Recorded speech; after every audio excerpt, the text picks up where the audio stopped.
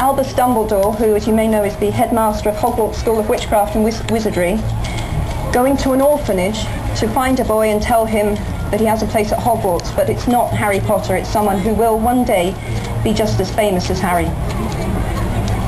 "Here we are," said Mrs. Cole, as they turned off the second landing and stopped outside the first door in a long corridor. She knocked twice and entered.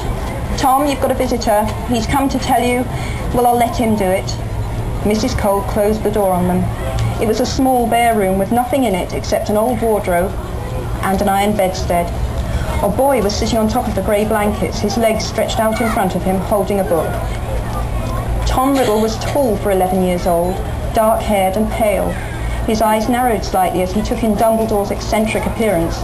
There was a moment's silence. "How do you do, Tom?" said Dumbledore, walking forwards and holding out his hand. The boy hesitated, then took it, and they shook hands. Dumbledore drew up the hard wooden chair beside Riddle, so that the pair of them looked rather like a hospital patient and visitor. "I am Professor Dumbledore." "Professor?" repeated Riddle. He looked wary. "Is that like doctor? What are you here for? Did she get you in to have a look at me?" He was pointing at the door through which Mrs. Cole had just left. "No, no," said Dumbledore, smiling. "I don't believe you," said Riddle. "She wants me looked at, doesn't she? Tell the truth." He spoke the last three words with a ringing force that was almost shocking.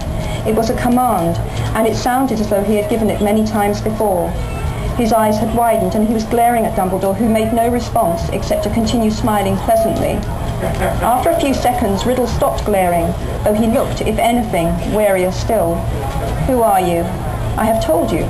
My name is Professor Dumbledore, and I work at a school called Hogwarts. I have come to offer you a place at my school, your new school, if you would like to come."